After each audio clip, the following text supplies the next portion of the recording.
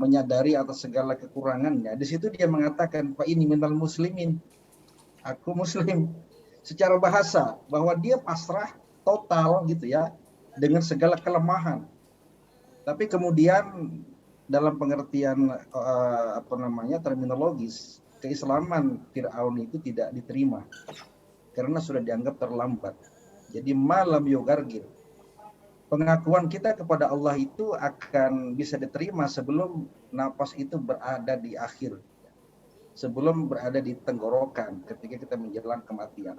Itu sebabnya Rasulullah dengan tegas dan jelas mengatakan, man qala qaula la ilaha illallah fi akhir hayati dakhalal jannah. Siapa saja yang kemudian mengakhiri kehidupan dengan ungkapan la ilaha illallah, tiada Tuhan yang berhak disembah, diibadahi kecuali Allah, maka dijamin dia akan masuk ke dalam surga. Jadi yang pertama, bahwa Islam itu merupakan sebuah sistem ketundukan, kepatuhan, kepasrahan total. Maka artinya ada sebuah pemurnian dalam kepasrahan kita kepada Allah. Ketika ada campur aduk, ketika ada campur baur dengan selain ketaatan kita kepada Allah, itu akan merusak kemurnian keislaman kita. Jadi ketika kemudian kita harus tunduk patuh totally itu kepada Allah, itulah makna Islam. Dan Islam ini sesungguhnya bukan agama baru, bukan hanya agama yang dibawa pada masa Nabi Muhammad SAW.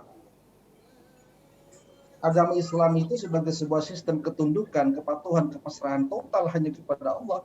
Itu bahkan sejak zaman Nabi Adam alaihissalam. Sampai kemudian ke Nabi Nuh, lalu ke zaman Nabi Ibrahim, lalu ke Nabi Musa, sampai ke Nabi Isa. Jangan kira Nabi Isa itu membawa sebuah agama baru. Tidak. Nabi Isa itu justru membawa agama Islam dan menyebarkan agama Islam. Wa man azlamu mimman iftara 'ala Allahil kadhib wa huwa yud'a ila Islam. Ya, apakah orang yang membuat sesuatu yang mengada-ada tentang Allah, ya itu paling jelek, paling zalim. Jadi orang yang paling zalim ialah orang yang mengada-ada atas nama Allah. Padahal Nabi Isa itu yud'a ilal Islam, dia mengajak berdakwah agar orang memeluk kepada agama Islam. Artinya bahwa Islam itu sudah dari Nabi Adam sampai ke Nabi Isa. Ketika Nabi Muhammad SAW datang, itu merupakan penyempurna. Al-yawma akmaltu lakum, aku yang menyempurnakan apa yang menjadi kekurangan dari ajaran syariat para nabi terdahulu, kemudian datang Nabi Muhammad dilengkapi. Jadi Nabi Muhammad bukan membawa ajaran baru, dia merupakan penerus daripada para nabi terdahulu dengan sistem yang sama, ketundukan, kepasrahan total kepada Allah Subhanahu wa taala. Ini yang kedua. Kemudian yang ketiga, bahwa Islam itu satu-satunya agama samawi. Ya, tidak ada agama samawi kecuali agama Islam. Jadi kalau ada orang beranggapan Yahudi agama samawi, Nasrani agama samawi, saya kira keliru. Dalam sejarahnya, Yahudi Nasrani itu bukan agama samawi, karena itu merupakan buatan manusia. Jadi kalau kita dalam konteks intern kita umat Islam, kita menganggap itu buatan manusia. Nabi Musa saja sebagai nabinya Bani Israel, yang kemudian dengan kitab Taurat itu wahyu Allah, itu samawi. Ajaran Taurat, ajaran Islam. 10 commandment, 10 perintah Tuhan itu ajaran Islam. Itu agama samawi, wahyu dari Allah. Pada masa Nabi Isa turun Injil dengan bahasa Suryani, itu Islam. Dan itu adalah agama wahyu, agama samawi. Sementara Yahudi itu merupakan satu bentuk dari kesepakatan untuk membuat sistem baru. Ketika mereka mengalami kegalauan, tidak menemukan pedoman. Ketika Taurat hilang dalam eksodus mereka ke daerah lain, dihantam oleh Romawi, Persia, dan ketika itu akhirnya kemudian kehilangan pedoman, lalu membuat satu kitab pegangan sendiri, kitab Talmud, lalu menjadi sebuah agama baru, menjadi agama Yahudi. Meskipun nisbah Yahudi kepada nisbah turunan daripada Yahuda, tapi ini sebagai sebuah agama bukan samawi, ini agama ardi, karena merupakan buatan manusia. Demikian pula dengan Injil yang kita pahami, Itu semuanya merupakan agama wahyu, agama samawi bawaan Nabi Isa alaihissalam. Tapi ketika datang kemudian apa yang disebut dengan Raul, Raul menjadi Rasul, Rasul menjadi Paul, Paul menjadi Paulus, itu kemudian menjadi sebuah agama Nasrani. Maka muncullah kanonik dalam Injil yang kemudian dianggap sebagai buatan, bukan dengan demikian menjadi agama wahyu, ya, bukan menjadi agama samawi, tapi menjadi agama arti. Jadi kembali bahwa Islamlah satu-satunya agama samawi, sementara Yahudi dan Nasrani itu bukan agama samawi. Lalu yang berikutnya yang perlu saya sampaikan juga bahwa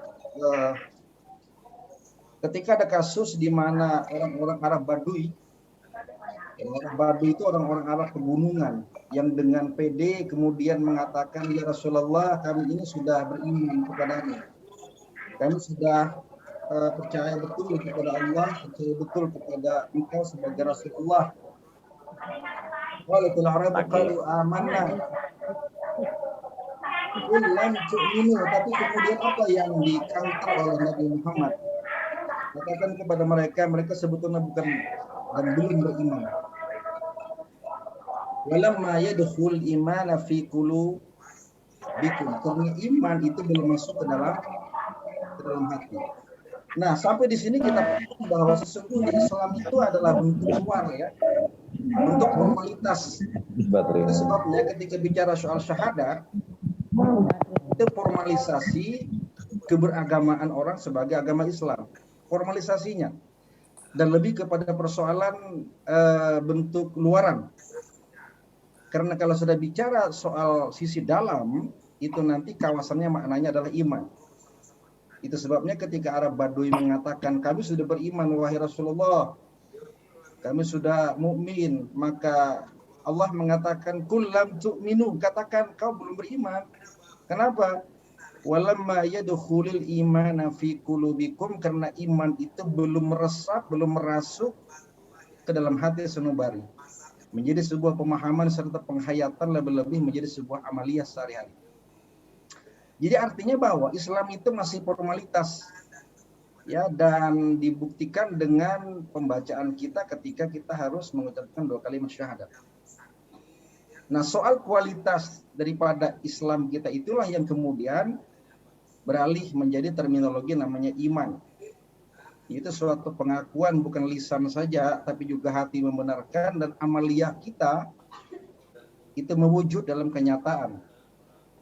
Jadi tidak cukup sekedar ikrar bil lisan, tapi juga harus diyakini. Dan tidak cukup sebagai sebuah keyakinan dan lisan saja, diamalkan.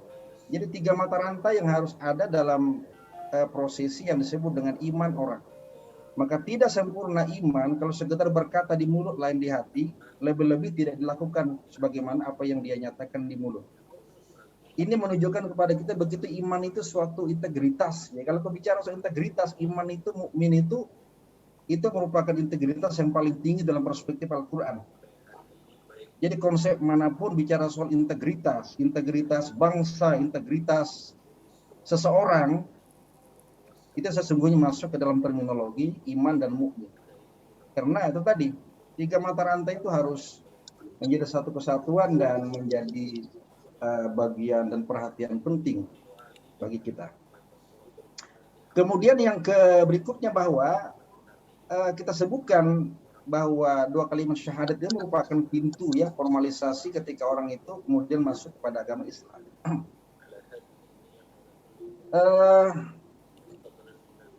Ya, 2 kalimat syahadat atau syahadatain. Nanti akan kita lanjutkan bagaimana pendalaman materi tentang 2 kalimat syahadat. Tapi yang jelas bahwa ada 2 pengakuan. Pengakuan kita kepada Allah yang tidak ada yang berhak kecuali disembah kecuali Allah. Pengakuan kita kepada Rasulullah Muhammad sebagai hamba dan rasul yang terakhir. 2 kalimat syahadat. Nah, ketika secara formal orang mengucapkan 2 kalimat syahadat, maka tentu nanti secara tauhid, ya, tauhidi atau kemudian fikih, itu ada beberapa ketentuan yang mengatur bahwa orang yang kemudian bersyahadat memeluk atau beragama Islam, itu pertama dia harus punya ilmu, ya, punya pengetahuan tentang apa yang diucapkan. Artinya kebodohan itu akan menjadi membatalkan syahadatainnya. Kemudian dia yakin betul. Kalau nggak yakin juga akan batal. Lalu dia akan patuh tunduk dan pasrah kepada Allah. Kalau tidak ada, menjadi batal. Dia ikhlas. Kalau tidak ikhlas, menjadi batal. Tetapi sesungguhnya kembali bahwa syahadatain itu lebih kepada formalisasi agama Islam. Orang itu akan dihukumkan menjadi muslim ketika dia mengucapkan 2 kalimat syahadat. Persoalan kemudian apakah yang ada dalam hatinya di luar formalitas kita untuk menentukan itu. Meskipun muatan syahadatain harus memenuhi beberapa kriteria yang sudah kita sampaikan. Harus ada ilmunya, harus kemudian tunduk patuh, harus ikhlas, harus kemudian mengakui, dan sebagainya.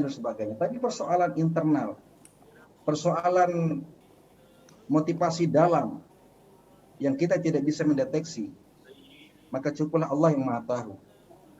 Itu sebabnya maka Rasulullah mengatakan, nahnu nahkum bizzawahir. Kita itu hanya bisa memutuskan apa yang nampak di luar. Jadi kalau orang sudah membaca 2 kalimat syahadat, ya sudah muslim. Tidak perlu kita lacak apakah Anda punya ilmu yang cukup, Anda punya keyakinan yang dalam dengan ketaatan, punya keikhlasan, itu hal yang dalam yang kita punya keterbatasan mendeteksi itu. Dan Rasul mengatakan cukuplah kita menilai apa yang nampak dari pernyataan luarnya saja.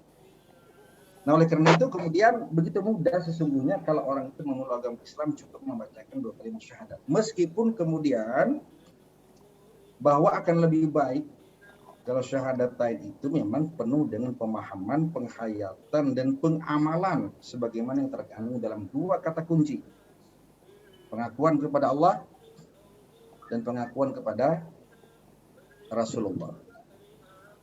Pengakuan kepada Allah itu la ilaha illallah, itu kan ada 2 hal itu kalau kajian dalam tauhid dan dalam tasawuf falsafi. La ilah, tidak ada Tuhan. Ya ilahun, tidak ada Tuhan illallah kecuali Allah. Ilah dan Allah itu 2 hal yang berbeda. Ilah itu boleh jadi banyak, tapi di antara sekian banyak ilah itu hanya Allah. Makanya Allah itu kata-kata yang spesifik khas. Kata-kata Allah spesifik khas, tidak bisa diganti dengan kata-kata yang lain meskipun Allah punya Asmaul Husna yang 99. Allah khas. Kalau orang bersyahadat membaca asyhadu alla ilaha illallah, kata-kata Allah diganti dengan Asmaul Husna yang lain menjadi tidak sah. Asyhadu alla ilaha illar rahman, tidak sah. Asyhadu alla ilaha illar rahim, tidak sah. Asyhadu alla ilaha illal akbar, tidak sah, karena memang Allah itu khas, spesifik.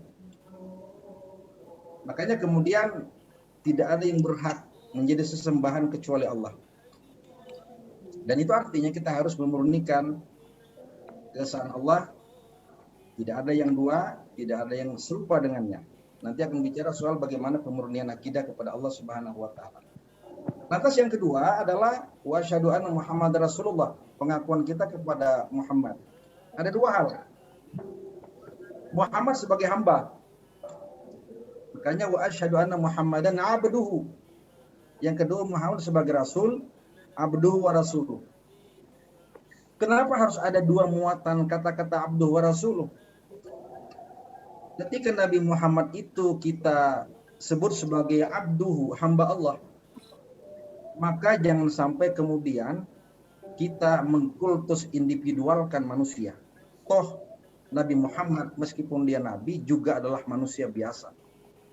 Qul innama ana basyarum mislukum yuha ilayya. Katakan aku ini manusia biasa yang sama dengan Anda semua meskipun saya mendapatkan wahyu.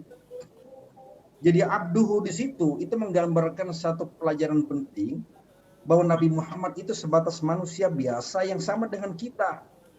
Kalau kita makan, minum, Nabi Muhammad juga makan minum. Kalau kita kawin punya anak, Nabi Muhammad juga kawin punya anak.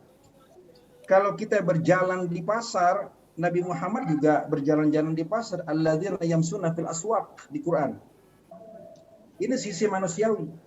Kenapa ditekankan dalam syahadat yang kedua ini Muhammadun abduhu wa asyhadu anna Muhammadan abduhu, hambanya? Karena kita diajari untuk menganggap bahwasanya jangan sampai ada kultus individual kepada seseorang. Sebatas dia manusia tetap manusia. Nabi Muhammad manusia biasa, tetapi kemudian dia mendapat wahyu daripada Allah Subhanahu wa taala. Jadi kalau ada orang yang mengaku wali tiba-tiba kemudian menghilangkan sisi kemanusiaan, sama artinya seakan-akan melebihi kenabian Nabi Muhammad SAW. Nabi Muhammad tidak pernah menafikan sisi kemanusiaan meskipun beliau sebagai nabi. Lalu yang kedua, wa rasuluh, sebagai rasulnya. Muhammad selain sebagai hamba, sebagai rasul. Kenapa ada muatan rasul? Jangan sampai diremehkan. Rasul itu merupakan status yang paling tinggi, derajatnya dekat dengan Allah Subhanahu wa taala. Jadi kenapa syahadat kita kemudian harus menggandeng dengan Muhammad sebagai rasul? Jangan sampai kita meremehkan kerasulan Nabi Muhammad. Rasul tidak bisa diremehkan betapapun. Dan al-ulama warasatul anbiya. Ulama itu pewaris para nabi. Ketika nabi itu punya kedudukan yang mulia, tidak boleh kita remehkan, maka artinya sama. Jangan meremehkan para ulama karena mereka merupakan pewaris para nabi. Siapa lagi yang meneruskan warisan para nabi kalau bukan para ulama? Maka dalam konteks inilah perlu kita merefresh, menyegarkan ulang makna syahadatain untuk pengakuan kita pada kemurnian akan adanya Allah dengan segala zatnya, sifatnya, af'alnya. Demikian pula dengan pengakuan kita kepada Nabi Muhammad sebagai hambanya, bukan malaikat, tapi hamba manusia biasa, tapi diberi wahyu oleh Allah, dan sebagai rasulnya yang penuh dengan kehormatan dan kedudukan yang mulia. Jangan diremehkan. Kita harus sami'na wa ata'na wa ma atakumur rasul fakhudhuhu. Apa yang Rasul bawa, ambil, lakukan, kerjakan. Sami'na wa ata'na wa ma ata wa manahakum anhu fantahu. Apa yang Rasul larang untuk kita, kita jauhi. Itu bentuk ketaatan kita kepada kerasulan Nabi Muhammad SAW. Terakhir, sebagai sebuah kata penutup, dua kalimat syahadat itu merupakan dua kata yang saling terkait. Tidak bisa kita hanya menganggap syahadat kepada Allah, menafikan syahadat kerasulan Nabi Muhammad, atau sebaliknya, menganggap syahadat Muhammad saja, menafikan syahadat tentang keesaan Allah, ketauhidan kepada Allah. Tetapi orang tidak cukup kemudian hanya taat kepada Allah, menafikan ketaatan kepada Rasulullah. Qul in kuntum tuhibbunallah fattabi'uni. Kalau Anda cinta kepada Allah, maka kata Rasulullah, ikuti aku. Yuhibbukumullah, maka Allah pun akan mencintai kamu. Mencintai Allah lewat kecintaan kepada Rasulullah. Cinta kepada Rasulullah sama artinya kita cinta kepada Allah. Allahumma shalli ala Muhammad wa ala ali Muhammad. Wabillahi taufiq wal hidayah. Wassalamualaikum warahmatullahi wabarakatuh. Saya kembalikan kepada Bang Zen sebagai moderator. Assalamualaikum warahmatullahi wabarakatuh. Terima kasih Kanda Dr. Iskandar MPD yang telah memberikan pemaparan terkait dengan materi kita tentang tafsir syahadatain, tafsir syahadat, ya, di mana karena masing-masing kita sudah mendengarkan dari awal hingga akhir, maka saya juga tidak bisa memberikan memformulasikan dalam bentuk kesimpulan-kesimpulan terhadap pemaparan beliau ini. Tapi intinya bahwa syahadat itu adalah aspek formalitas bagi manusia untuk menjadi Islam. Begitu udah membaca syahadat dan syahadatan terhadap Allah Subhanahu wa taala dan kepada Nabi Muhammad selaku hamba dan selaku rasul, maka sahlah seseorang itu menjadi muslim. Dan ketika menjadi muslim, maka semua hak dan kewajibannya juga melekat kepada yang bersangkutan. Persoalan-persoalan yang terkait dengan motivasi seseorang bersyahadat, kemudian jeroannya seperti apa dan lain sebagainya, itu adanya di penilaian Allah Subhanahu wa taala. Karena tadi beliau juga menyampaikan bahwa Rasulullah sendiri menyatakan bahwa kita hanya bisa menghukumi apa yang ada secara zahir. Apa yang ada di dalam batin seseorang yang menjadi motivasi untuk bersyahadat itu Allah yang memberikan penilaiannya. Kira-kira begitulah sekelumit dari yang bisa saya tangkap dari pemaparan beliau. Tentu banyak hal-hal yang yang lainnya ya disampaikan oleh beliau. Nah, untuk melakukan pendalaman terhadap terhadap materi tafsir syahadat ini, barangkali kepada kanda-kanda kami membuka ruang untuk diskusi boleh, tanya jawab juga boleh. Mungkin kami persilakan 3 orang lah untuk ya. Pertama Mas Danang ini ya. Terus yang kedua kira-kira siapa, silakan angkat tangan ya. Dipencet itu tombol raise hand.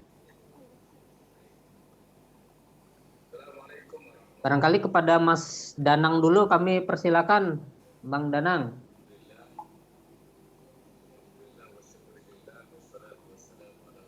Halo Mas Danang. Tadi udah memberikan catatan untuk menyampaikan pertanyaan. Kami persilakan Mas Danang. Assalamualaikum warahmatullahi wabarakatuh. Assalamualaikum warahmatullahi wabarakatuh. Izin bertanya gitu. Apakah seorang itu cukup gitu ya berislam itu bersyahadat, dan apa yang membatalkan gitu ya? Hal apa yang membatalkan syahadat seseorang? Itu begitu. Ustadz, terima kasih. Assalamualaikum warahmatullahi wabarakatuh. Warahmatullahi wabarakatuh. Terima kasih Mas Danang. Yang kedua barangkali langsung dari saya juga nih. Ya. Tadi dikatakan bahwa syahadat itu adalah persoalan formalitas, sementara apa yang menjadi motivasi, apa yang menjadi jeroan, apa yang menjadi batin dari seseorang bersyahadat itu menjadi hak dari penilaian Allah Subhanahu wa taala. Saya pernah mendengar ceramah yang mengatakan bahwa syahadat itu dari kata, dari istilah lah ya, itu kan seakar dengan syuhada, seakar juga dengan syahid gitu. Sehingga nilai tertinggi daripada syahadat seseorang itu adalah syahid. Kira-kira begitu. Nah, hal inilah yang kemudian katanya seperti Abu Jahal, Abu Lahab itu bukan berarti orang yang tidak memahami syahadat, tetapi justru karena mereka memahami syahadat, kemudian dia mengingkari karena begitu besar konsekuensi daripada syahadat itu. Itu pertanyaan saya, Bang Iskandar. Kemudian yang ketiga tadi ada Bang Anas ya, mau menyampaikan pertanyaan. Kami persilakan Bang Anas. Terima kasih. Assalamualaikum warahmatullahi wabarakatuh. Terima kasih Kanda atas kesempatannya. Saya bertanya seperti yang ada di teks itu. Kadangkala kita itu bingung memposisikan diri kita antara atasan dengan atasan kita, karena kita sebagai karyawan, dengan menghadapkan kita terhadap Tuhan. Kadangkala kita memposisikannya susah. Ketika mereka mengancam, kemudian akan memecat. Kadang-kadang kita takut, bahkan kita takut kehilangan piring nasi kita seperti itu. Itu bagaimana Kanda supaya kita memposisikan diri agar tegak lurus dalam kita bersahadat. Terima kasih Kanda. Assalamualaikum warahmatullahi wabarakatuh. Assalamualaikum warahmatullahi wabarakatuh. Demikian Bang Iskandar, ada 3 pertanyaan. Nanti setelah ini kita buka lagi 3 pertanyaan. Setelah itu barangkali bisa kita akhiri. Kami persilakan Bang Iskandar responnya terhadap 3 hal tadi. Kami persilakan Bang.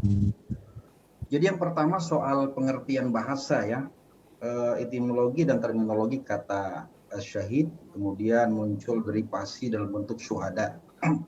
Akar kata yang sama dari kata-kata syahid ya, atau syahadah atau syuhada, itu kan dari kata-kata syahidah ya, syahadu syahadatan. Artinya sebuah pengakuan. Ya, biasa diterjemahkan menjadi penyaksian. Menyaksikan itu bukan semata-mata melihat dengan mata kepala, tapi sebuah pengakuan yang yakin akan adanya Allah, adanya Rasulullah. Maka disebut dengan syahadat atau penyaksian. Kata-kata ini yang sering dijadikan sebagai alat untuk mengcounter umat Islam oleh kalangan non-Muslim untuk mengatakan Anda kalau percaya kepada Allah dengan kata-kata syahadat, Anda menyaksikan. Memang Allah dalam agama Islam bisa dilihat oleh mata kepala. Saya kira bukan persoalan mata bisa melihat objek ya sebagai yang disembah kemudian diterminologikan sebagai Tuhan atau Allah. Lebih daripada sekedar mata melihat, tapi sebuah pemahaman, keyakinan dan kepercayaan yang kuat akan adanya wujud ya, adanya sesuatu yang di luar beyond the power of human being, di luar kemampuan manusia. Yang mencipta, yang menguasai itu adalah Allah Subhanahu wa Ta'ala. Kalau bicara melihat, itu tidak semua mata punya kemampuan melihat yang sama. Ya, Allah itu ada dan tidak perlu kemudian mata melihat dengan mata kepala untuk membuktikan bahwa dia ada. Saya mengilustrasikan, mengasosiasikan sebagaimana matahari. Ya, matahari itu ialah sumber cahaya. Allah nurus samawati wal ardh, Allah lebih cahaya daripada matahari. Matahari saja sebagai sumber cahaya, mata tidak bisa memandang, tidak bisa melihat. Karena kontak mata dengan matahari itu akan membahayakan penglihatan mata. Tidak ada mata yang langsung bisa melihat bagaimana wujud matahari. Yang ada hanyalah bias cahaya matahari. Kita tidak bisa menangkap. Allah itu lebih daripada cahaya sebagaimana cahaya matahari. Mata tidak mampu melihat. Innaka la tubsir, innaka la tudrikul absar. Kau dengan mata tidak bisa melihat Allah karena mata kita punya keterbatasan. Tetapi ketika manusia tidak bisa melihat, bukan berarti kemudian Allah itu menjadi tidak ada. Matahari itu meskipun kita tidak bisa melihat langsung karena keterbatasan mata, tapi kita yakin matahari ada kan? Itu logika dan asosiasi tentang kewujudan Allah. Kita melihat, kita menyaksikan, kita mengakui. Jadi pengakuan akan adanya Allah itu penting. Nah, ketika kemudian kita mengingkari, nggak ada, itu akan membatalkan pengakuan kita sendiri. Jadi batallah kemudian syahadat kita karena kita sudah mengingkari. Bukankah syarat yang paling pertama dia tahu kemudian dia meyakini dengan keyakinan yang kuat. Tapi kalau kemudian muncul keraguan, betul apa enggak sih gitu kan? Atau enggak mungkin. Itu akan membatalkan syahadat. Jadi batallah syahadat kita kalau kemudian kita bersamaan dengan itu kita meragukan tentang adanya Allah dengan segala kuasa dan ihsan. Dan derivasi kata-kata syahidah, syahadat, syahid, syuhada itu kan kemudian kembali kepada makna yang sama. Pengakuan keyakinan kita kepada Allah. Kenapa kemudian disebut dengan syahadat? Ya karena kita bersaksi. Kenapa orang kemudian kalau meninggal dalam kategori tertentu dia disebut dengan mati syahid atau jamaknya syuhada? Karena dia diakui dan disaksikan oleh malaikat dan Allah Subhanahu wa taala bahwa dia penghuni surga. Jadi sebuah pengakuan dan kesaksian bukan hanya kita tapi Allah sendiri pun menyaksikan itu. Jadi Allah yashhad, Allah itu menyaksikan atas apa yang kita dapatkan. Jadi kalau syuhada atau orang yang mati syahid itu karena dia mendapatkan penyaksian dari malaikat dan penyaksian daripada Allah Subhanahu wa taala. Saya kira itu ya. Jadi ada terminologi syahadat, kemudian syahid dan syuhada dengan akar kata yang sama. Oke?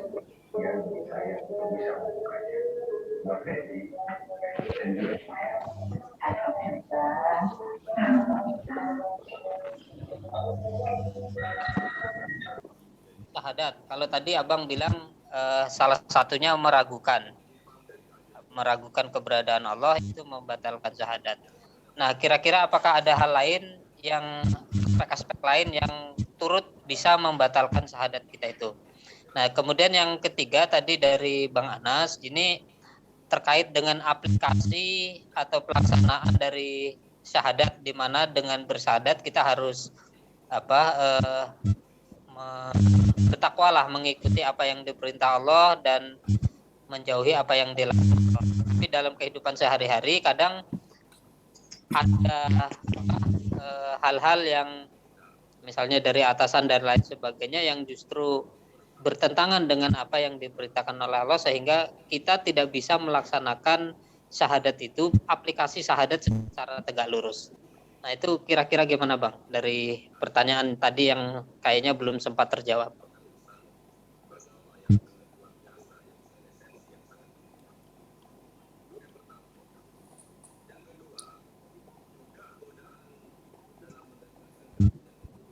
Masih unmute Bang. Dalam unsur syahadatain kita, selain bahwa kita harus punya ilmu ya, tahu tentang makna dari syahadat, kemudian ada unsur tasbih, kita harus membenarkan, dan tidak boleh ada unsur untuk mendustakan atau takzib. Tidak ada unsur pendustaan, kemudian meragukan, lalu ada unsur membenci, itu akan menjadi membatalkan. Jadi para ulama itu kadang-kadang menyebutkan beberapa hal, ada yang 5, ada yang 7 beberapa syarat. Tapi intinya bahwa kita tahu, kita membenarkan yakin dengan itu, kemudian betul-betul tidak pernah menolak, menerima, kemudian cinta dengan kebenaran dan kebaikan yang dikandungnya, tidak membenci, itu akan membuat syarat kita akan diterima dan tidak membatalkan. Bagaimana kemudian bentuk ketaatan kita kepada makhluk? Di Quran itu ada Allah mengatur ketika misalkan orang yang paling pertama kita taati selain Allah Rasulullah ialah orang tua. Ya kan, ridallah fi ridal walidain wa sukhullah fi sukhil walidain. Ketaatan kita selain kepada Allah dan Rasulullah adalah ketaatan kepada kedua orang tua. Nah, kita harus taat kepada kedua orang tua, itu merupakan bentuk daripada pengamalan syahadat lain kepada Allah dan Rasulullah. Maka ketakutan kita kepada Allah, ketakutan kita kepada Rasulullah itu akan sama dengan ketakutan kita kepada orang tua. Maka kemudian di Quran diatur bahwa kalau orang tua itu wajib kita taati dalam hal ketaatan kepada Allah dan Rasulullah. Tapi saat mana kepatuhan kita itu kepada orang tua itu kemudian berkaitan dengan hal-hal yang tidak diridhoi Allah dan Rasulullah, maka Quran mengatakan fala tuti'u. Artinya apa? Ketaatan kita kepada siapapun, hatta orang tua sekalipun, kalau mengarah kepada bentuk pembangkangan kepada Allah dan Rasulullah, kita berhak untuk tidak mentaati, dalam konteks pembangkangan kepada ketaatan kita kepada Allah dan Rasulullah sebagai wujud dari manifestasi dua kalimat syahadat. Tapi jangan lupa ada ujung ayat dikatakan wasahibuhuma fid dunya ma'rufa. Tapi kalau soal yang lain tetap saja soal konsennya adalah kebenaran. Tapi kalau kemudian soal-soal lain yang tidak menyangkut soal prinsip ketaatan kita kepada Allah dan Rasulullah, tidak menyangkut prinsip akidah, itu kita harus tetap berbuat baik. Nah, di sini nanti akan dikembangkan menjadi sebuah bentuk toleransi. Ya, toleransi beragama dalam soal akidah tidak ada tawar-menawar. lakum dinukum waliyadin. Orang tua pun ketika mengajak kita berbuat musyrik, fala tuti'huma. Tapi dalam konteks selain akidah, wasahibhuma fid dunia ma'rufa, tetap kita wajib berbuat baik kepada mereka. Sepanjang tidak ada kaitan dengan upaya mereduksi akidah kita kepada Allah dan kepada Rasulullah. Saya kira itu. Kemudian ada Imam Al-Ghazali itu pernah mengutip riwayat Nabi. Kalau kita takut kepada makhluk boleh tak? Boleh-boleh saja. Nggak ada masalah. Kita takut kepada penyakit, takut kepada corona. Mohon maaf, boleh-boleh saja. Ya. Ada riwayat mengatakan kita boleh nggak takut dengan binatang buas seperti harimau atau singa. Alamiah, setiap orang takut. Dan boleh-boleh saja. Jangan sampai kemudian kita beranggapan kita tidak boleh dong takut kepada binatang buas. Kita hanya kepada Allah. Saya kira ini satu paradigma yang juga perlu kita luruskan. Karena Al-Ghazali mengatakan takutnya Anda itu kepada binatang buas. Itu merupakan bagian daripada takut kita kepada Allah Subhanahu wa Ta'ala. Kenapa? Binatang buas. Tahu itu binatang buas. Kenapa harus dilawan? Karena itu melanggar fitrah. Mati konyol. Oleh karena itu takut kita kepada binatang buas, menghindari, jangan sampai dia menerkam. Kalau dia terkam, kita akan terganggu keselamatan, padahal maka sudah syariah. Salah satunya adalah bagaimana kita menyelamatkan jiwa, itu wajib. Binatang buas jangan kita lawan, kalau itu bisa membahayakan keselamatan jiwa. Maka takut kita kepada binatang, itu penyelamatan jiwa kita. Dan takut kita kepada binatang itu sebagai bagian daripada takut kita kepada Allah Subhanahu wa Ta'ala. Karena Allah mengatakan jangan kau bunuh nyawamu dengan cara apapun kecuali dengan cara yang benar. Wala taqtul anfusakum, jangan kau bunuh dengan cara apapun, ya, meskipun ada cara-cara lain yang dianggap sebagai sebuah kebenaran. Nah, ini bisa kita jadikan sebagai sebuah analogi ya, bahwa kita kepada siapapun taat patuh sepanjang memang persoalan tidak mengganggu kepada akidah kita.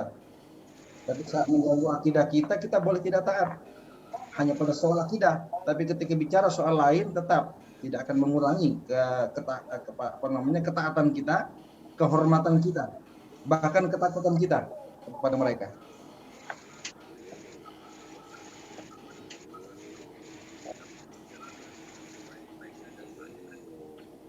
Baik, ini ada Pak Ismail Grogor.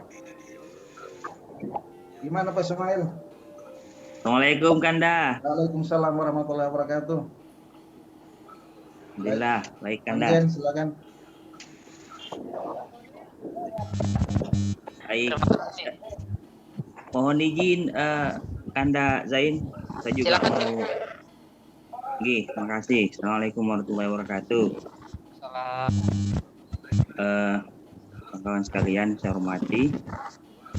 Beberapa tahun terakhir kan kita tahu bersama ada fenomena pengkafiran ya, atau kafir kalau dalam bahasa agama kita, mana ada satu komunitas yang ada kecenderungan bahkan suka sekali mengkafir-kafirkan saudaranya sama muslim gitu, sama-sama yang syahadat.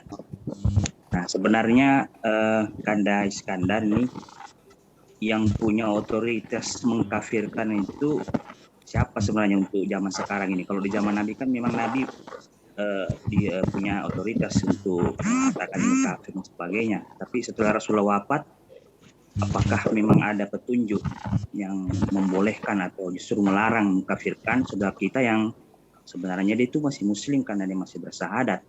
Nah terkait tentang pembahasan Kanda tadi kan kalau secara batinnya kita tidak bisa menghakimi.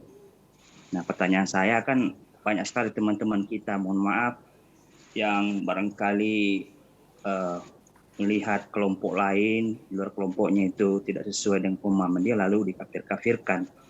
Meskipun barangkali ya menurut dia itu boleh karena mungkin merujuk salah satu dalil bahwa misalnya katakanlah kalau ada dilihatnya saudaranya yang tidak sholat, itu dianggap sudah kafir dan boleh dikafirkan.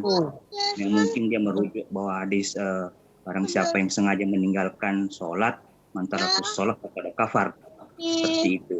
Apakah dibenarkan memang seperti itu oleh Allah dan Rasulnya? Barangkali itu Bang pertanyaan saya. Terima kasih. Assalamualaikum warahmatullahi wabarakatuh. Waalaikumsalam warahmatullahi wabarakatuh.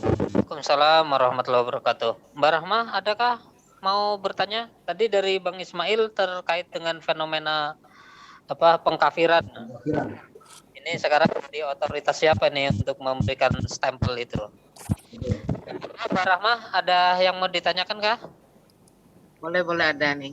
Nah, silakan. Ini kaitannya dengan Islam. Karena Islam itu adalah tundukan, kemudian hakikat keislaman itu adalah syahadat, kesaksian dengan segala konsekuensinya, ketundukan dan kepatuhan dari kepada Allah dan Rasulnya dalam segala aspek kehidupan.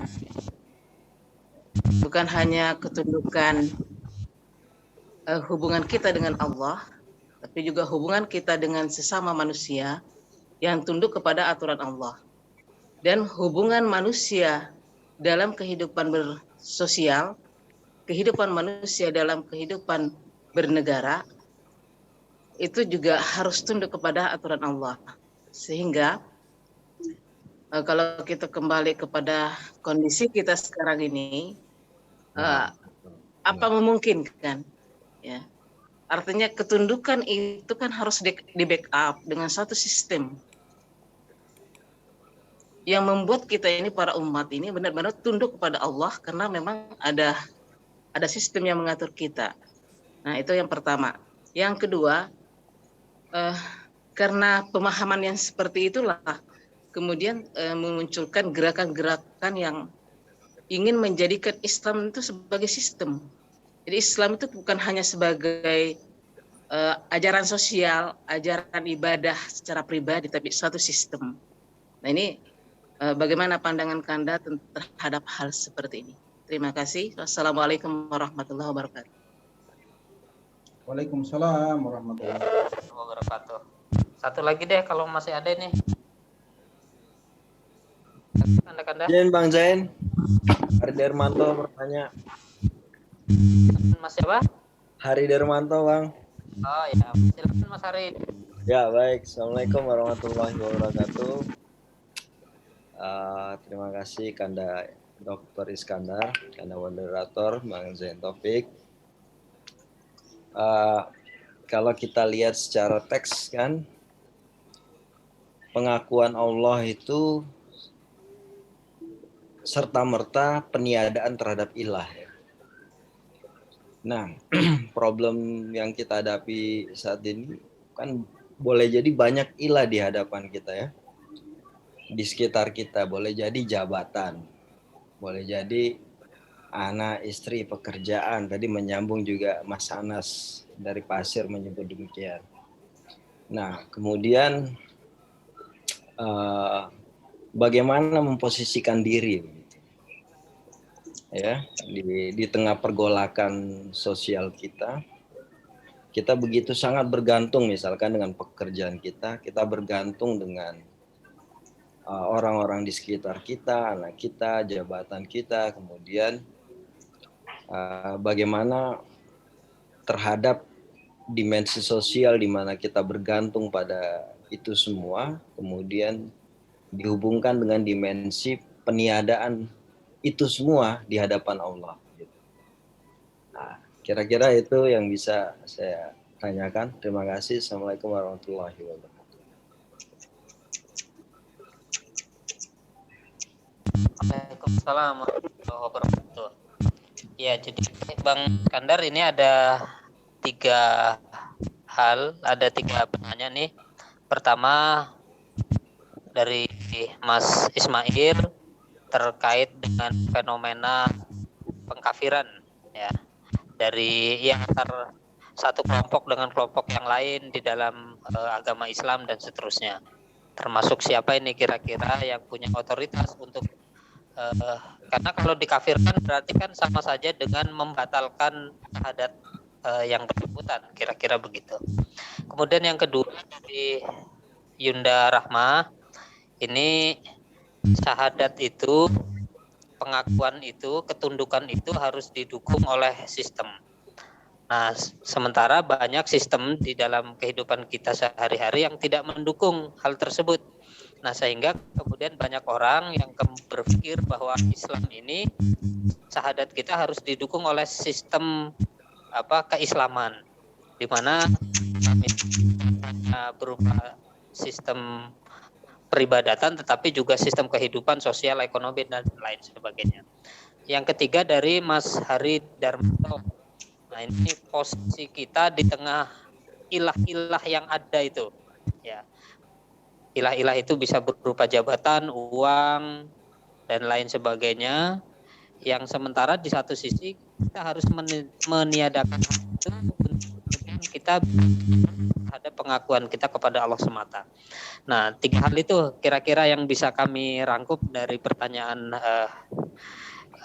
saudara-saudara kita semua. Silakan Bang Iskandar untuk menanggapinya, memberikan jawaban. Kami persilakan. Baik, yang pertama soal ilah. Ilah itu bentuk narkewah ya, artinya ada banyak Tuhan. Dalam kenyataan hidup ini ternyata ada banyak Tuhan, dan Quran mengakui salah satu yang dituhankan manusia itu adalah hawa nafsu. Afara'aita man ittakhadha ilahahu hawahu. Apakah engkau tidak melihat orang yang menuhankan hawa nafsunya, artinya nafsu sebagai Tuhan. Ada banyak Tuhan.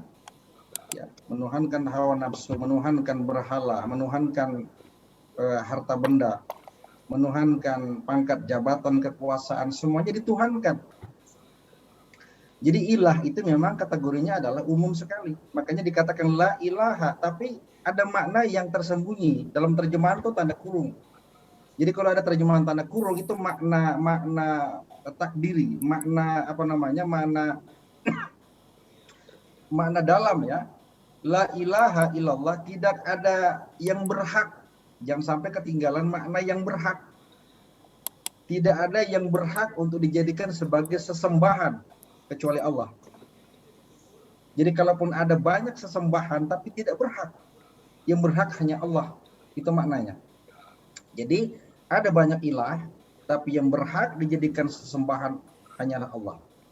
Pada pertemuan yang akan datang mungkin ada kesempatan kita akan membahas terminologi Allah. Karena ini merupakan terminologi yang paling penting. Konsep Allah, nama Allah, siapa yang menamai Allah sebagai Allah gitu kan, mana implikasi Allah dalam kehidupan. Oke, itu nanti akan kita bahas. Jadi yang pertama kita soal ilah itu ada banyak, dan yang berhak untuk dijadikan sebagai sesembahan hanyalah Allah Subhanahu wa taala. Kemudian yang kedua soal takfir. Kafir itu secara bahasa artinya menutupi. Ya, kafir itu menutupi secara bahasa. Kenapa kemudian disebut dengan kafir? Orang yang menutupi hatinya dari kebenaran, menerima Allah dan Rasul sebagai Tuhan dan Rasul, itu menjadi kafir. Karena hati menutupi kebenaran, maka hati disebut dengan hati yang kafir. Kafir ya. Kenapa disebut dengan kufur? Dan kata-kata kufur biasa dikaitkan dengan nikmat. Kufur nikmat. Karena orang menutupi kebenaran nikmat yang Allah berikan. Seakan-akan ini loh, nikmat ini hanya karena aku, bukan karena Allah. Bukan Allah yang memberikan, tapi karena saya yang mendapatkan dengan ilmu saya mendapatkan harta yang banyak sebagaimana pengakuan dari Qarun. Padahal itu semua merupakan karunia Allah. Orang yang menutupi nikmat Allah itu menjadi kufur dia, karena menutupi. Itu sebabnya kenapa kemudian kalau ada buku disebut bagian penutupnya disebut dengan cover. Ini buku cover ya, IAIN ini. Bagian depannya itu disebut dengan cover. Kenapa? Dia menutupi isinya. Itu disebut dengan cover. Ya. Kemudian ini sekarang musim bola. Kenapa disebut dengan kiper? Penjaga gawang disebut dengan kiper karena dia menutupi jangan sampai kebobolan bola. Ini terminologi ungkapan kata-kata kafir ya, bahwa kafir itu sesungguhnya menutupi kebenaran. Allah sebagai satu-satunya yang berhak dan Rasulullah Muhammad sebagai nabi terakhir.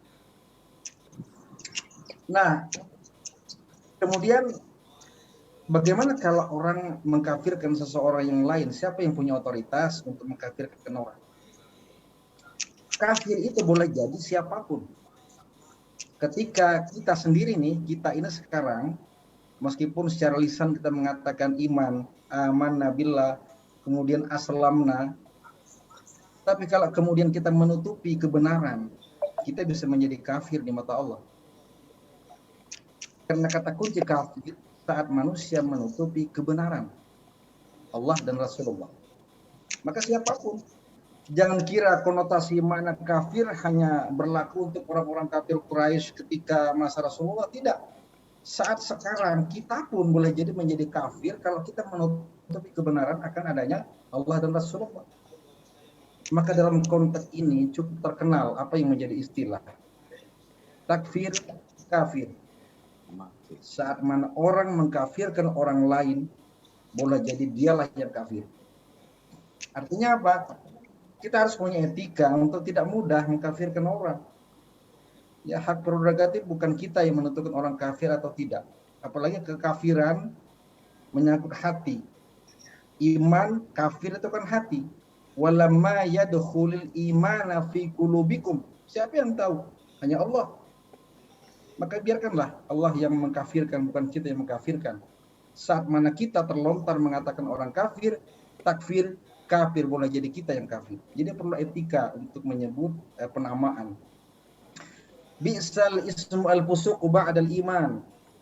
Sejelek-jelek panggilan kepada orang ialah kefasikan atau kekufuran kepada orang. Paling jelek. Jadi kita diajarkan bagaimana etika untuk menyapa, menyebut orang, hatta kemudian dia berbeda keyakinan dengan kita. Oke, saya kira soal etika ya. Lalu yang terakhir soal sistem Islam, memang bahwa Islam itu kan menyangkut soal sistem kepatuhan, ya, ketaatan, ketundukan, pasrah total hanya kepada Allah. Dan Islam ya dibangun dengan 5 rukun itu. Tidak akan kemudian terbangun sistem keislaman kalau salah satunya itu menjadi lumpuh atau lemah. Syahadat sendiri merupakan bagian yang paling awal untuk formalitas keislaman kita. Baru kemudian sholat. Makanya kemudian Rasulullah mengatakan as-salatu imaduddin. Sholat itu kan tiangnya agama. Ketika kita tidak sholat, tiangnya akan runtuh. Maka bangunan Islam menjadi runtuh. Kemudian puasa, kemudian zakat dan haji ke Baitullah. Ini saya kira merupakan sistem. Karena sistem, maka tidak boleh kemudian terlupakan walau satu sisi sekalipun, sepanjang itu merupakan sebuah kewajiban kepada kita. Jadi sistem Islam ya arkanul Islam, bunyal Islam ala khams, dan salah satu yang kita bahas ialah syahadatain. Jadi jangan batalkan syahadat dengan pengingkaran kita kepada Allah. Oke, saya kira itu Mas Jan. Kalau ngomong dulu. Kalau sistem itu dikaitkan dengan sistem politik, sistem pemerintahan, artinya Islam ini bisa tegak dengan sistem pemerintahan, bukan hanya sistem sosial, bukan hanya sistem peribadatan kepada Allah. Maka itulah kemudian menunjukkan gerakan-gerakan yang ingin menghidupkan kembali hilafiyah. Ini arahnya ke sana, Mas. Arahnya ke sana, Bang. Nah, ini bagaimana pandangan Abang terhadap hal ini? Terima kasih. Jadi Islam itu kemudian melahirkan 2 perspektif ya. Ada Islam formal, formalisme Islam. Ada Islam esensial, jadi esensi Islam. Bagi mereka yang memahami Islam secara formal, menjadi formalisme Islam, kemudian Islam disimbolkan. Tidak abdal Islam itu kalau nggak punya simbol. Nah, makanya kemudian hatta persoalan negara pun itu disimbolkan menjadi negara Islam. Itu persoalannya. Karena paradigmanya adalah Islam formalitas atau formalisme Islam. Tapi yang kedua mengatakan Islam itu esensialisme. Ya, bahwa Islam itu tidak kemudian harus terformalkan secara simbol, tapi adalah apa yang harus kita pahami, apa yang kita laksanakan dan kehidupan itu mencerminkan harus ada bentuk daripada keistimewaan. Apalah artinya kemudian kita pakai songkok tapi tidak sholat? Ini kan simbol, kadang-kadang simbol muslim, tapi tidak punya makna ketika kita tidak sholat. Apa artinya jubah? Apa artinya bulang yang besar tapi tidak memberikan manfaat kepada orang lain? Saya kira itu pendekatan atau paradigma yang berkembang ya. Dan kalau kita lihat inilah kira-kira yang termasuk tadi, bahwa Islam itu kan tidak harus terpengaruh dengan simbol ya. Bahwa Islam itu adalah ya bentuk daripada kebaikan dan ketaatan. Jadi lebih kepada esensi. Simbol penting, tapi dia terikat dengan simbol. Karena simbolitas kadang-kadang justru menjebak kita ke dalam formalisme ya, yang tidak esensial. Tapi mungkin esensi keislaman itu secara utuh, ketundukan penuh kepada Allah dan Rasulnya itu akan bisa tegak dengan tidak didukung oleh satu sistem. Yang saya maksud di sini adalah sistem sosial, sistem politik. Iya, jadi artinya dalam hal beribadah oke. Kita memiliki kebebasan, tidak ada ancaman apa. Hubungan dengan Allah, hubungan dengan Rasul oke. Tapi ketika misalnya kita Islam itu kan sistem yang utuh, dalam kehidupan berpolitik, dalam kehidupan ekonomi, yang itu mengadopsi misalnya sistem kapitalis, sosialis, itu seperti apa pandangan Abang dalam hal ini? Sementara kita misalnya sebagai besar umat Islam misalnya terlibat dalam hal itu. Terima kasih. Ya, Rasulullah itu ketika di Mekah beliau kepala agama, dan ketika di Madinah itu sekaligus sebagai kepala negara. Jadi dua figur yang beliau emban, kepala agama sekaligus kepala negara. Ingat ketika beliau di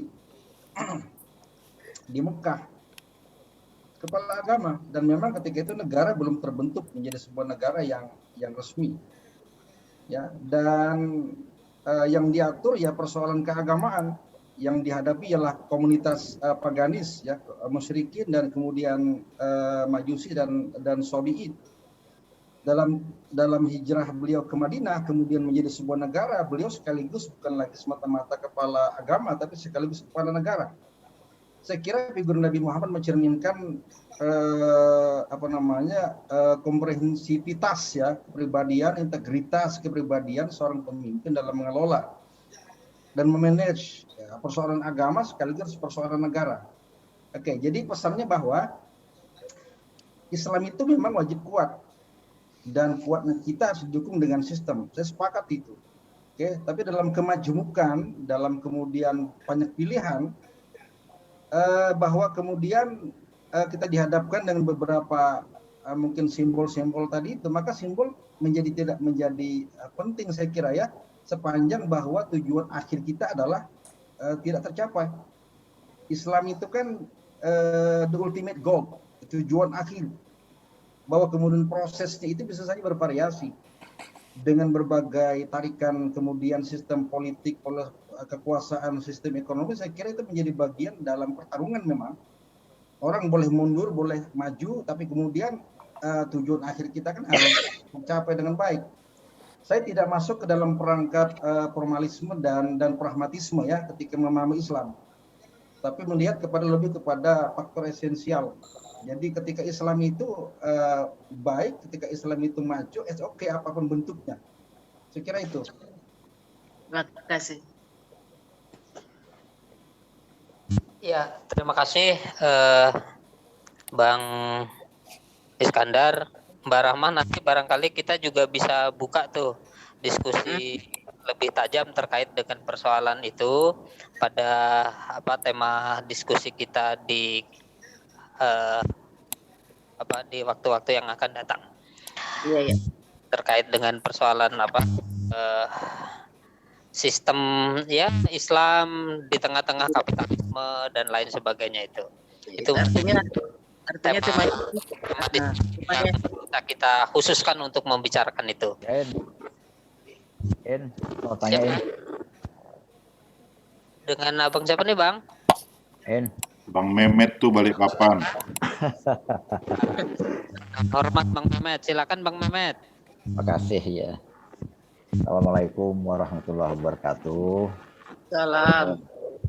Pak Ustadz Iskandar dan rekan-rekan pengurus Kahmi Majelis Wilayah dan pengurus daerah, juga Kanda, Yunda, serta Dinda yang saya hormati. Saya kira untuk kajian malam ini sangat bagus sekali ya. Artinya kalau identiknya seorang Islam itu harus bersahadat. Nah, ketika kita bersahadat ini berarti ada sebuah pengakuan. Pengakuan itu secara istilahnya secara harfiah maupun secara batiniah. Nah, batiniah ini adalah sebenarnya konteksnya adalah kita mengucapkan asyhadu alla ilaha illallah wa asyhadu anna muhammadar rasulullah. Pak Ustadz, saya pengen bertanya, kenapa syahadat itu dikhususkan kepada Nabi Muhammad SAW saja? Apakah ada semacam riwayat, contoh seperti zamannya Nabi Adam? Kita tahu bahwa seluruh nabi-nabi itu adalah dia pembawa risalah Islam. Artinya ilmu atau wahyu-wahyu, kan kita tadi sepakat bahwa Islam itu adalah agama samawi yang betul-betul itu turunnya dari Allah Subhanahu wa taala. Nah, apakah mencerminkan bahwa seorang Muhammad ini merupakan suatu nabi yang akhir zaman? Apakah seperti itu? Sehingga penekanan Nabi Muhammad itu, kita bersahadat itu, artinya syahadatnya ada dua, kita bersahadat pengakuan kepada Allah dan pengaku kepada Muhammad. Nah, kenapa pada saat awal itu di Nabi Adam misalnya, ya mohon maaf nih bukan apa. Kenapa? Padahal Adam itu kan dikatakan seorang pengakuan Nabi yang juga membawa risalah-risalah yang apa istilahnya, yang di wahyu-wahyu Allah yang disampaikan. Nah, itu yang pertama. Terus yang kedua, ketika kita berbicara syahadat, berarti ada keinginan untuk memberikan suatu keyakinan kepada umat atau kepada yang memeluk yang dikatakan sudah Islam tadi dengan satu pedoman. Pedomannya adalah Al-Qur'an. Nah, ini penekanannya juga terhadap Al-Qur'an. Kita harus mempercayai bahwa Quran itu adalah wahyunya Allah. Dan ada namanya hadis-hadis. Yang hadis itu adalah sebenarnya perilaku Rasulullah yang harus kita turuti. Saya tadi sependapat dengan Pak Ustadz tadi menyatakan bahwa akhlaknya Rasulullah itu adalah merupakan akhlak yang menurut kita hampir sempurna. Nah, oleh karena itu, kenapa berarti ini apakah ada sejarah atau ada semacam ayat yang turun itu bahwa adalah Islam yang sempurna itu adalah Islamnya Rasulullah SAW. Nah, ini saja Pak Ustadz. Terima kasih. Assalamualaikum warahmatullahi wabarakatuh. Assalamualaikum warahmatullahi wabarakatuh. Selain Mehmet, tadi ada Bang Said kayaknya nih. Ada mau komentar kah Bang Said? Ya. Lanjut aja dulu, nanti kita diskusi saja. Oke. Kanda-kanda yang lain ini di sesi terakhir ada setelah Bang Mehmet atau... Baik, boleh saya ikut Nimro? Silakan. Dengan Bang siapa Bang? Bismillahirrahmanirrahim. Subhan saya. Silakan Bang. Baik.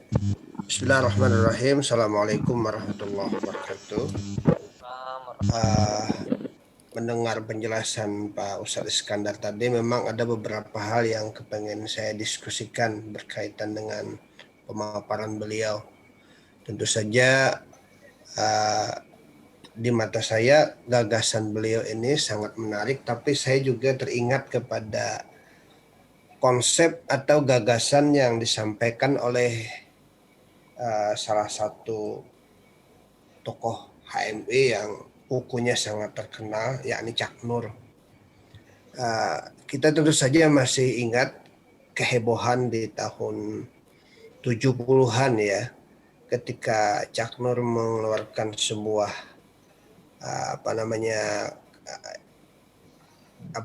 ungkapan syahadat yang maknanya mungkin dalam konteks pada saat itu dianggap sebagai sesuatu yang melakukan penyimpangan. Walaupun sebenarnya itu tidak gitu ya.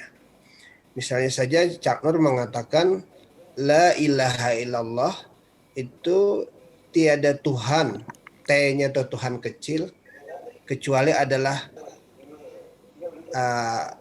Tuhan dalam arti adalah Allah.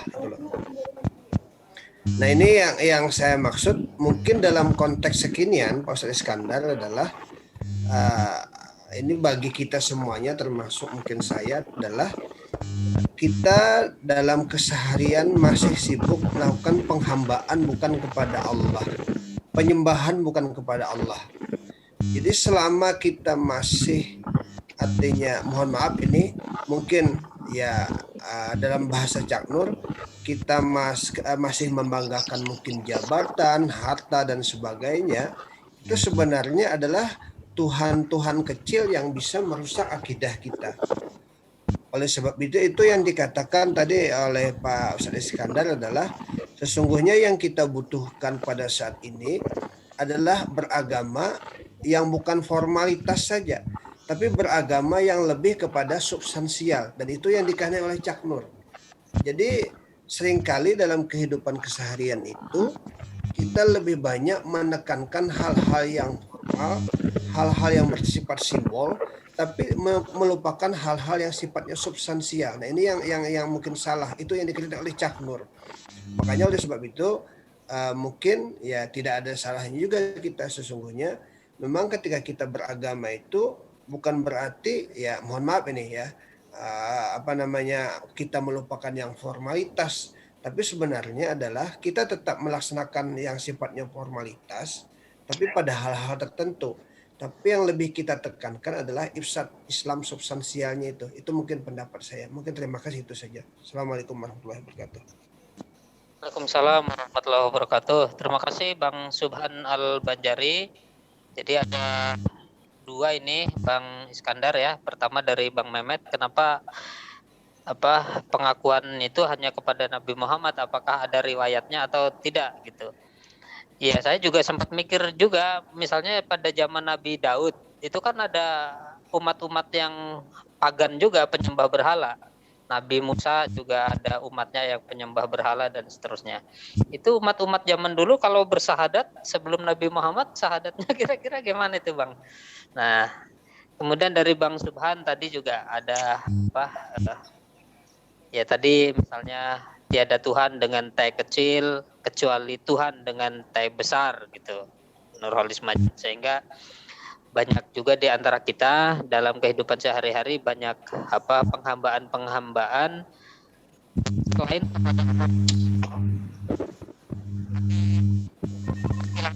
pada Bang Iskandar. Barangkali nanti setelah jawaban dari Bang Iskandar kita tutup sesi ini, kemudian kita ya pertama dan kita lanjutkan kajiannya pada minggu depan. Kami persilakan Bang Iskandar.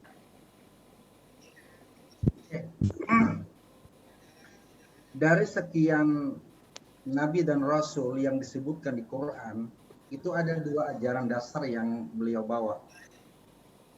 Yang pertama adalah ani'budullah wa la tusyrik bihi syai'a. Sembahlah Allah, jangan sekutukan Dia dengan apapun dan siapapun.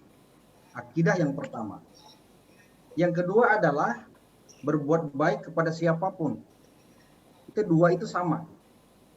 Seluruh Nabi dan Rasul membawa ajaran yang sama untuk menyembah, mentauhidkan Allah dan berbuat baik kepada sesama manusia. Kemudian setiap Rasul itu mengatakan bahwa ini Rasulullah ilaikum, aku Rasul yang datang ke tengah-tengah kamu. Jadi ada pengakuan dari Nabi pada setiap Nabi itu di kaumnya, karena Nabi itu lahir oleh dan untuk kaumnya, kecuali Nabi Muhammad. Setiap Nabi itu lahir dari dan oleh dan untuk kaumnya.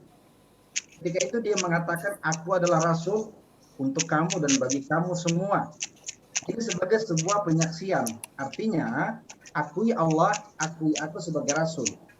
maka syahadatnya adalah syahadatullah dan syahadat Rasul sesuai pada masa ketika dia diutus menjadi Rasul. Ini yang pertama. Soal yang kedua, Nabi Muhammad SAW itu kan Nabi terakhir. Diyakini sebagai Nabi terakhir, tidak ada lagi setelah Nabi Muhammad. Maka Muhammadun aba ahadim min rijalikum walakin Rasulullah wa khataman nabiyyin. Muhammad itu bukan bapak siapa-siapa, dia adalah Rasulullah dan Nabi terakhir. Ya, ini jangan dipelintir.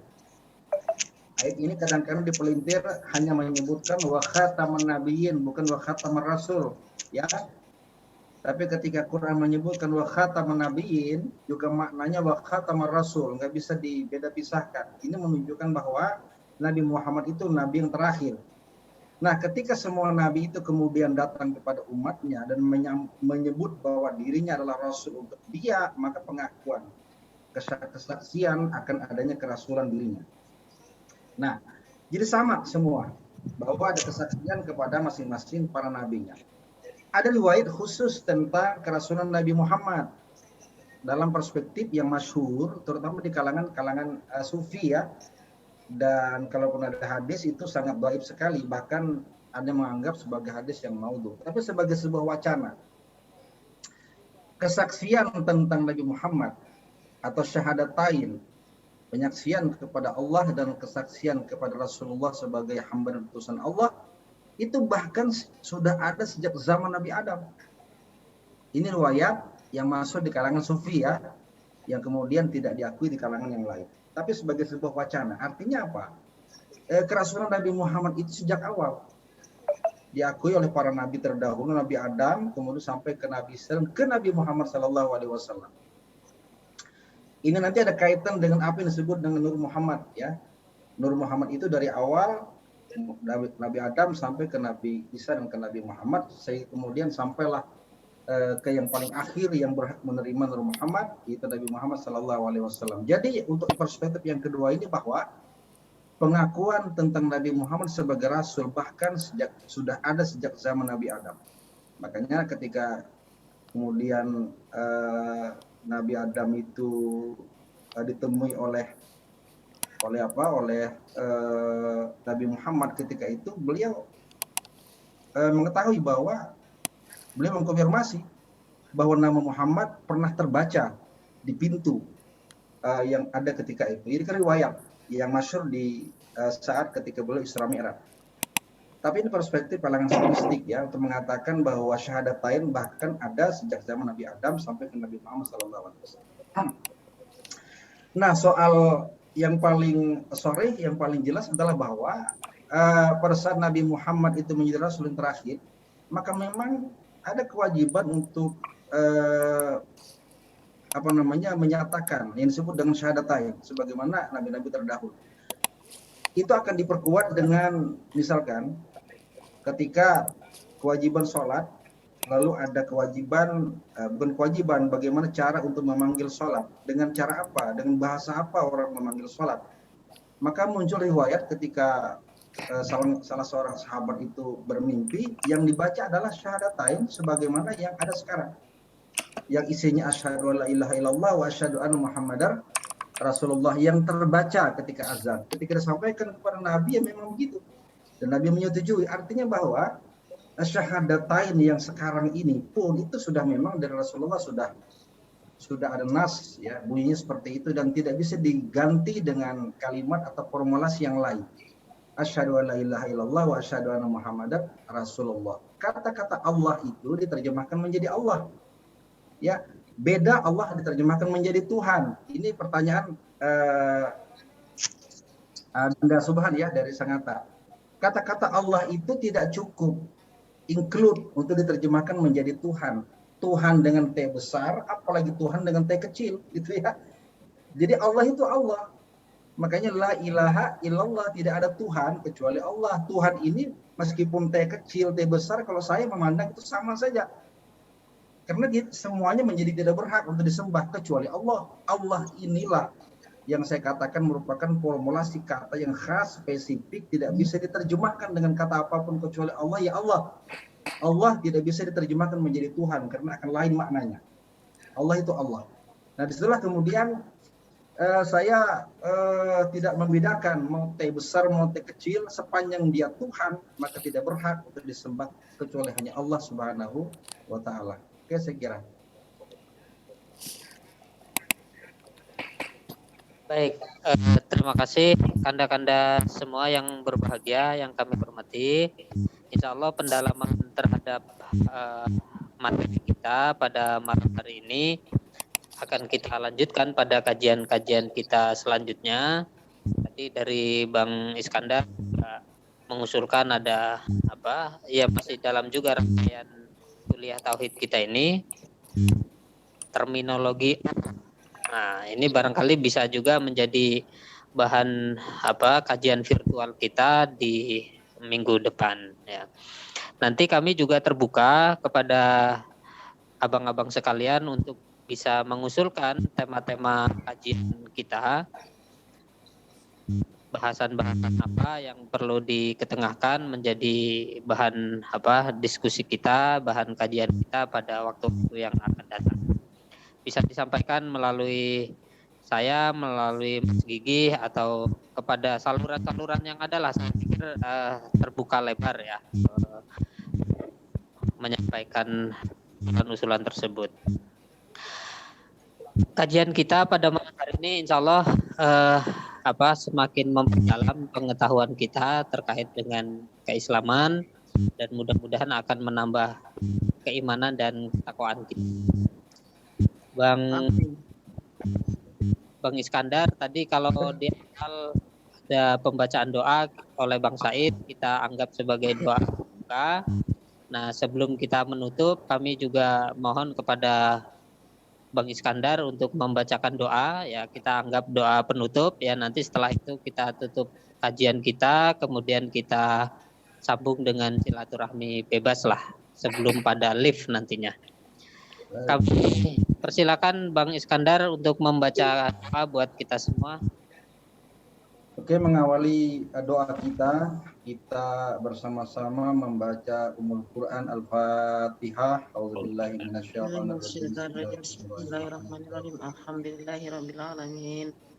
Ar-Rahmanir-Rahim. Ihdinas siratal mustaqim, siratal ladzina an'amta 'alaihim. Iyyaka na'budu wa iyyaka nasta'in. Amin. Ihdinas siratal Ya Allah. mustaqim. Amin. Bismillahirrahmanirrahim. Alhamdulillahirabbil alamin. Allahumma shalli ala sayyidina Muhammad wa ala alihi washabbihi ajma'in. Allahumma inna nas'aluka alhamdulillah ilaha illa antal mannan badi'us samawati wal ardi ya dzal jalali wal ikram ya hayyu ya qayyum. Allahumma faqihna fid din wa 'allimna ta'wil. Istiqamah fahaman innaka ala kulli syai'. Amin. Amin. Zulumatil wahmi wa inna binuril fahmi wa zakkina bil akhlaqil hasanati wal halim.